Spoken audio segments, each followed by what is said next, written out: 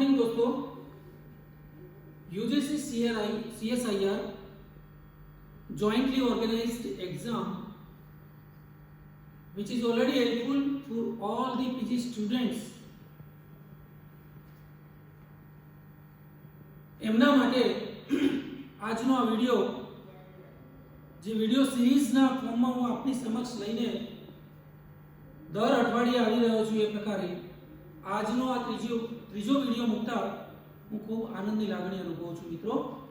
તો આજના આ વિડિયોમાં આપણે હવે અગાઉના વિડિયોમાં જે પ્રકારે જોઈ ગયા કે યુજીસી નો સિલેબસ કેવો હોય, નેટ એક્ઝામ કે પીએચડી એક્ઝામ આપવી હોય, UGC CSIR combined organised net slate કે જીસેટ ની એક્ઝામ આપવી હોય એના માટેનો તમામ સિલેબસ વિગતવાર આપણે અગાઉના વિડિયોમાં ચર્ચા કરી ગયા છીએ।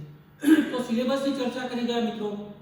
એ દરેક સિલેબસમાં કેટલા પેપરો આવે છે, કઈ પેટર્નથી પેપરો પૂછાય છે, કેટલા માર્ક્સના પૂછાય છે, પેપરનું ડ્યુરેશન કયું છે, કેટલા સમયમાં કેટલા ક્વેશ્ચન આપણે અટેન્ડ કરવાના હોય છે, કેટલા અટેન્ડ નથી કરવાના હોતા, એનું માર્કિંગ સ્કીમ વગેરે વગેરે બાબતે આપણે ખૂબ ડીપમાં અભ્યાસ કરી ચૂક્યા છીએ મિત્રો। તો આ વિડિયોમાં હવે આજે હું આપની સમક્ષ પ્રશ્નોત્તરી લઈને આવી રહ્યો છું કે હવે સિલેબસના આધારે આપણે જાણીએ છીએ પ્રકારે કે જે પેપર આપણે અટેન્ડ કરવાના છે પેપર કેટલી પ્રકારના છે, એ પેપરોમાં કયા પ્રકારના પ્રશ્નો આવે, કયા પાર્ટમાં કયા પ્રકારના પ્રશ્નો આવે, એ દરેક વાતો આજે આપણે એમસીક્યુઝ ના ફોર્મમાં આગળ સવિસ્તર અભ્યાસ કરવા માટે જઈ રહ્યા છીએ।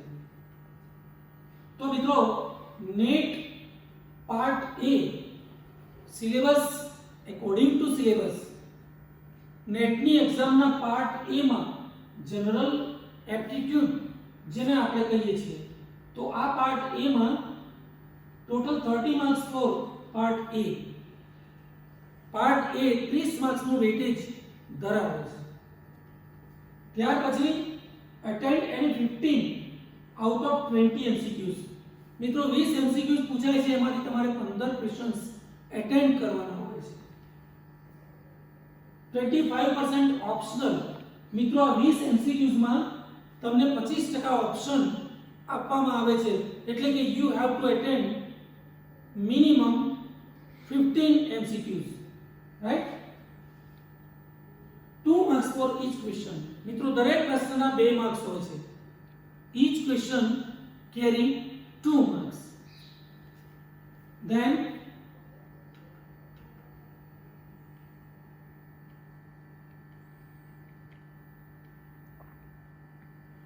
deducible marking system at the rate 25%। 25%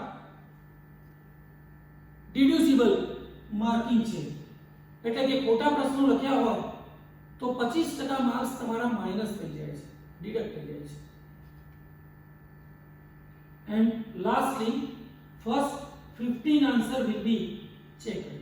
તમે લખેલા પ્રથમ 15 પ્રશ્નો ચેક કરવામાં આવે છે, એટલે કે એસેસ કરવામાં આવે છે। તો આ પ્રકારે પાર્ટ એ જનરલ એપ્ટિટ્યુડ નું આ માર્કિંગ સ્ટ્રક્ચર આપની સમક્ષ મૂકું છું। then જનરલ એપ્ટિટ્યુડ માં part A shall be common to all subjects। Part A shall be common to every subject। બધા જ વિષયોમાં આ પાર્ટ એ છે કોમન છે। this part shall contain questions pertaining to general science and research aptitude with emphasis। general science સામાન્ય વિજ્ઞાન અને research aptitude જેને કહેવાય, તમારામાં રિસર્ચનો એપ્ટિટ્યુડ કેવો છે અને તમારું જનરલ સાયન્સ કેવું છે એને લગતા પ્રશ્નો પાર્ટ એ માં પૂછાતા હોય છે મિત્રો। કઈ પ્રકારના પ્રશ્નો આ જનરલ સાયન્સ અને રિસર્ચ એપ્ટિટ્યુડ માટે પૂછવામાં આવે છે, that is graphical analysis, then puzzles, કોયડાઓ પણ પૂછાય, ગ્રાફિકલ એનાલિસિસ પણ પૂછાય, લોજિકલ રીઝનિંગ એટલે કે તર્કસંગત પ્રશ્નો જેને કહેવાય, વિચાર માંગી લે એવા પ્રશ્નો, વિચારીને લખવાના પ્રશ્નો જે છે. Then analytical and numerical abilities, અને આંકડાકીય માહિતી તમે કેવી રીતે આપી શકો છો. ત્યાર પછી ક્વોન્ટિટેટિવ રીઝનિંગ અને કમ્પેરિઝન એન્ડ એનાલિસિસ. તો આટલી પ્રકારના પ્રશ્નો જે છે એ પાર્ટ એ જનરલ એપ્ટિટ્યૂડમાં નેટ એક્ઝામ એપિયર થતા વિદ્યાર્થીઓ માટે જાણવું ખૂબ જરૂરી છે.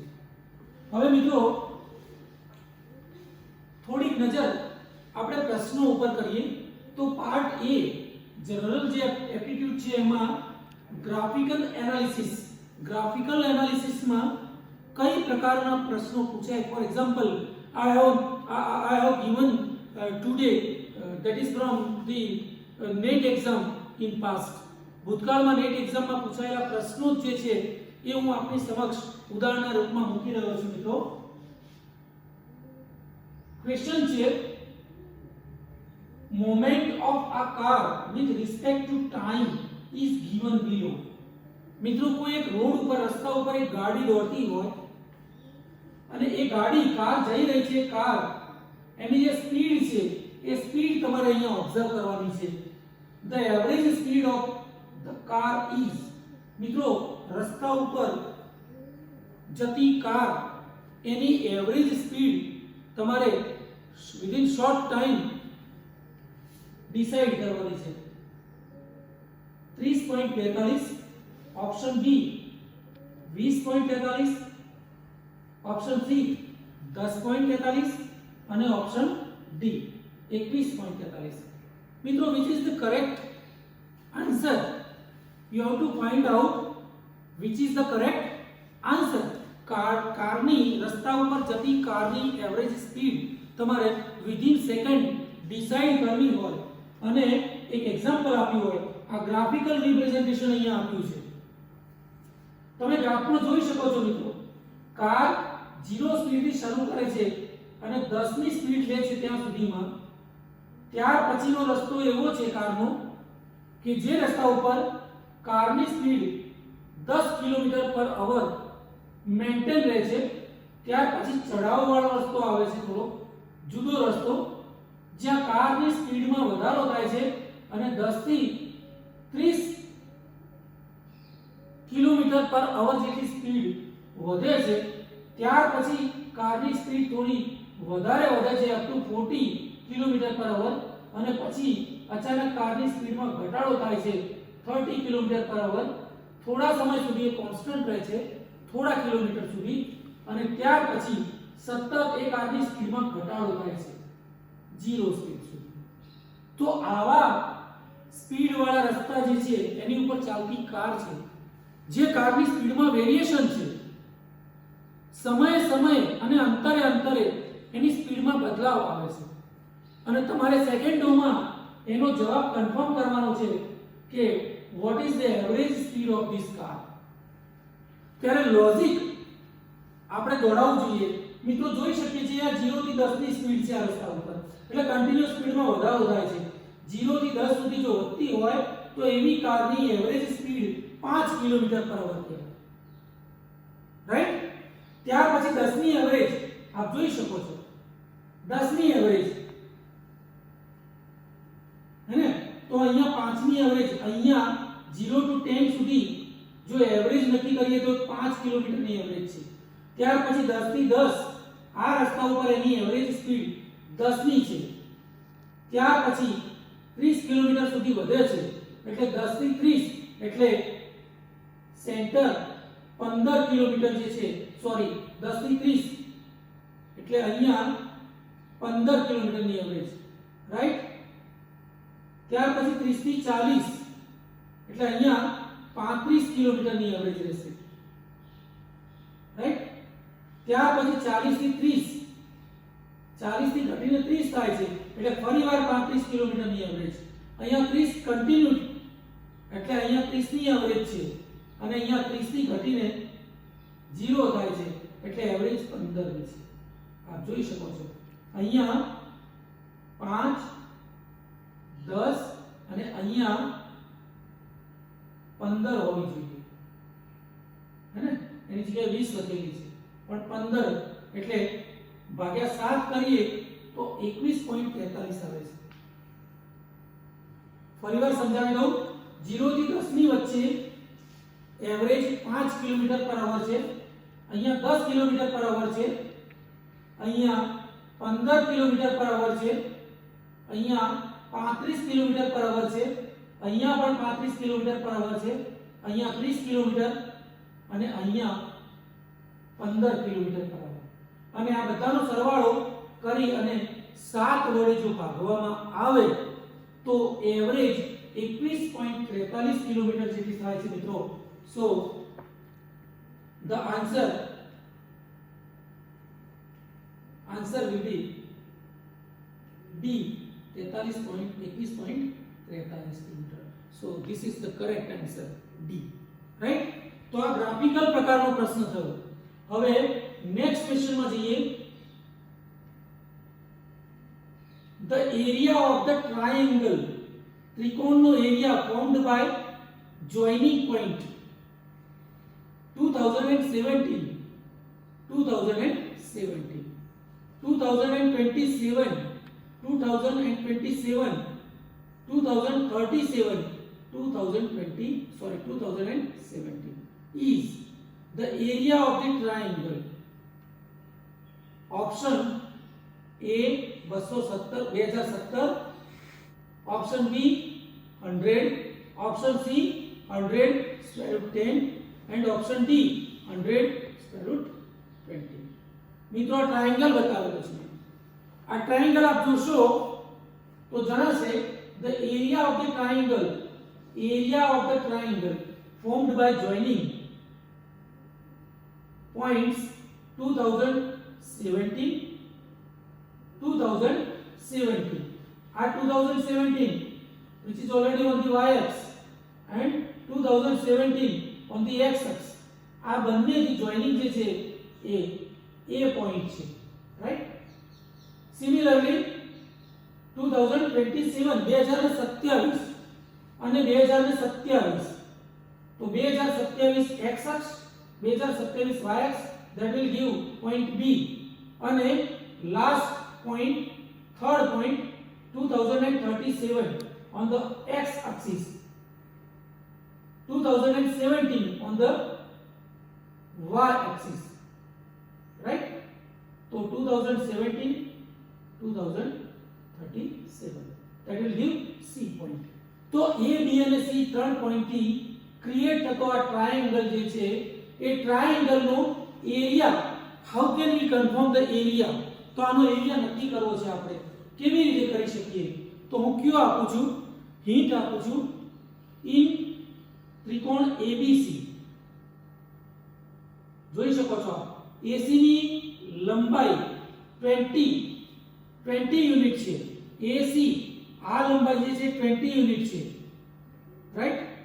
માપકોણ A એટલે કે આ angle A is equal to angle C. A અને C સરખા છે અને AB અને BC સરખા છે. AB અને BC આ બંને સરખા છે. AB બાજુ અને BC બાજુ આ બંને side AB and side BC are quite equal, right? અને હવે ત્રિકોણ APB એટલે એક ત્રિકોણ આ અને બીજો ત્રિકોણ આ. તો એ ત્રિકોણમાં AP અને PB આ બંને સરખા છે. ધેટ મીન્સ આ કાટકોણ ત્રિકોણ બને છે, આ પણ કાટકોણ ત્રિકોણ બને છે, એટલે આ બંને બાજુઓ સરખી છે, રાઈટ? અને AP is equal to PB is equal to AC by 2, AC by 2, right? is equal to 10. કારણ કે આનું મૂલ્ય 20 આપ્યું છે એટલે AP અને PC આ બંને 10 જેટલા 10 એકમ થાય. આ જો 10 એકમ થાય તો AP અને PB આ PB પણ 10 એકમ થાય છે. તો એરિયા ઓફ ત્રિકોણ ABC, that means area of ત્રિકોણ ABC is equal to AC into PB, AC into PB. ત્રિકોણનો કુલ area AC into PB, AC into PB divided by 2. That means ગુણ્યા 10 ભાગ્યા 2 એટલે કે 100. સો આન્સર ઇઝ આ wrong answer છે. Answer is 100. So answer is B 100, right.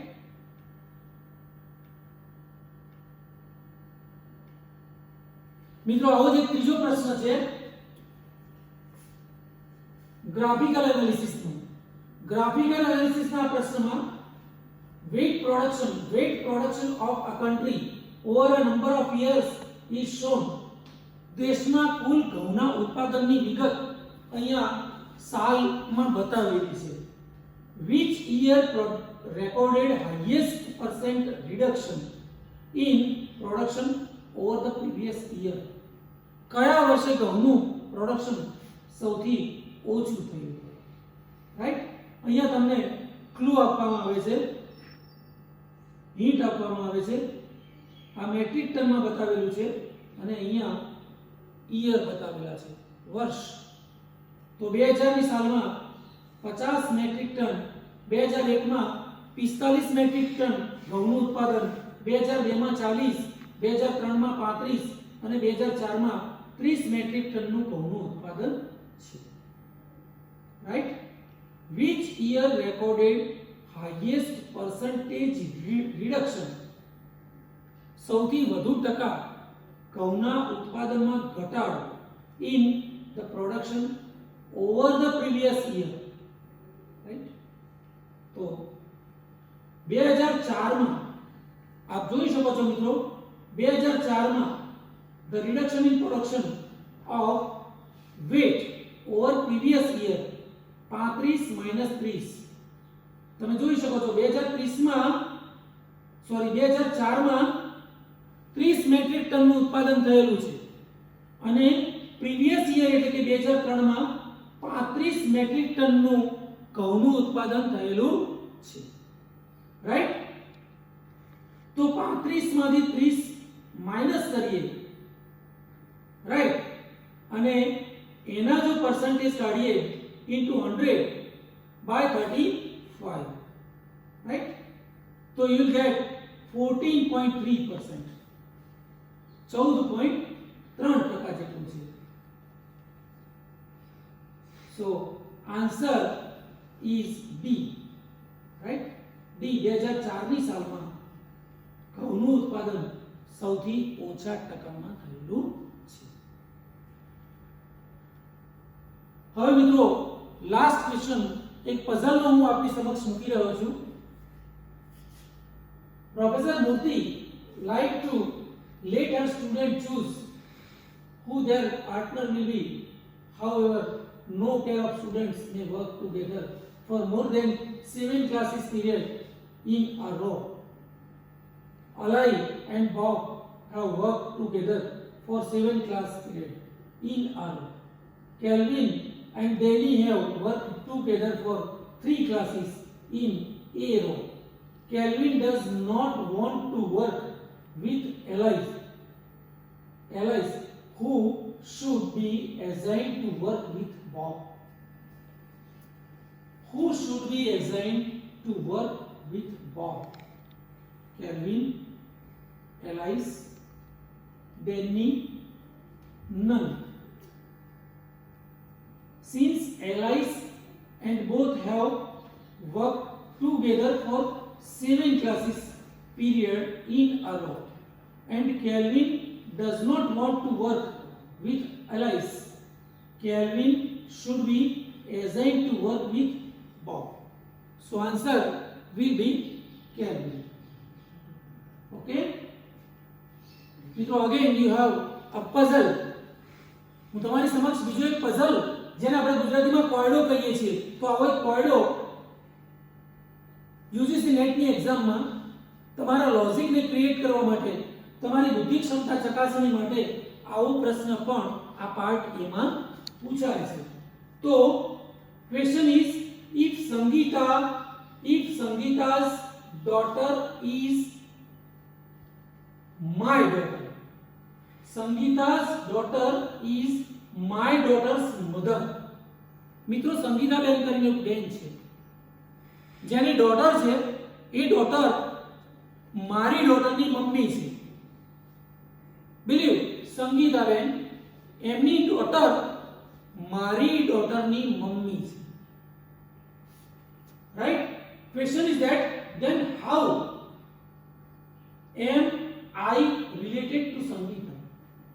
જો આવી કન્ડિશન હોય કે સંગીતાબેનની ડોટર એ મારી ડોટરની મમ્મી હોય તો સંગીતાબેનનું મારી સાથે અથવા મારો સંગીતાબેન સાથેનું રિલેશન શું હોઈ શકે? સ્વાભાવિક છે મિત્રો, સંગીતાબેનની ડોટર અને મારી ડોટરની મમ્મી અને સંગીતાબેનની ડોટર, ધેટ મીન્સ સંગીતાબેનની ડોટર છે એ મારી ડોટરની મમ્મી છે, ધેટ મીન્સ મારી વાઈફ છે. અને મારી વાઈફ હોય તો મારી વાઈફ અને એની મમ્મી એટલે મારી સાસુમાં થાય, ધેટ મીન્સ હું એમનો જમાઈ થઉં. સો બેસ્ટ ઓપ્શન શું રિલેશન? તો આન્સર એ, option A, son is the only possibility. હું એમનો પુત્ર જ થઉં ફક્ત. Option B, son in law is the only possibility. Son in law જમાઈ એકમાત્ર પોસિબિલિટી છે. Option C, daughter is the only possibility. હું એમની ડોટર થઉં. And last option D, son in law or daughter. મિત્રો, one relation suggests that my wife's mother is Sangeeta. My wife's mother is Sangeeta. તો જાહેર છે મિત્રો કે મારી સાસુમાં છે એટલે હું જમાઈ કહું. Then I am son-in-law to Sangeeta. Right? So answer is B. મિત્રો, આ પ્રકારે પાર્ટ 1 જે છે એ સામાન્ય વિજ્ઞાન અને તર્કસંગત પ્રશ્નો માટેનું હોય છે પાર્ટ એ માં. તો આવા પ્રશ્નો તમારે સફળ કરવાના હોય છે અને બધી જ ડિસિપ્લિનમાં આ પાર્ટ એ જે છે કોમન છે. તો આશા રાખું છું કે આ પ્રકારના ક્વેશ્ચન મેં જે ઉદાહરણ તમને પ્રોવાઈડ કર્યા છે એ પ્રકારના ક્વેશ્ચનમાં જો તમે વધુ ઊંડાણપૂર્વક અને ખૂબ વધારે ઉદાહરણ તમે જો ડિસ્કસ કરી અને પછી એક્ઝામમાં એપિયર થાઓ તો you'll be success in part 1. I have already tried my best and I provide you best questions for your part A. So I hope you will be benefited. મને આશા છે કે આ વિડિયોમાંથી આપને ઘણો બધો આઈડિયા ક્રિએટ થશે. નેટની એક્ઝામમાં એપિયર કરનારા મિત્રો માટે આ પ્રશ્નો ખૂબ ખૂબ મદદરૂપ થઈ શકે એવા છે. આવા બીજા અસંખ્ય પ્રશ્નો તમે તૈયાર કરી અને નેટની એક્ઝામમાં એપિયર થઈ શકો છો. મિત્રો, આ સિરીઝમાં યુજીસી નેટ એક્ઝામની સિરીઝમાં દર અઠવાડિયે મારો એક નવો જ વિડિયો હું નવા પ્રશ્નો સાથે આવી રહ્યો છું આપની સમક્ષ. કોઈ સજેશન હોય તો પણ આપ કરી શકો છો. આપને લગતી કોઈ કમેન્ટ હોય, મારા લાયક કોઈ કમેન્ટ હોય તો પણ આપ મને કમેન્ટ લખી શકો છો. અને મારા જો વિડિયોઝ આપ પસંદ કરતા હોય તો please subscribe my YouTube channel and like, share. Again I request to subscribe and share in your other WhatsApp group. Thank you.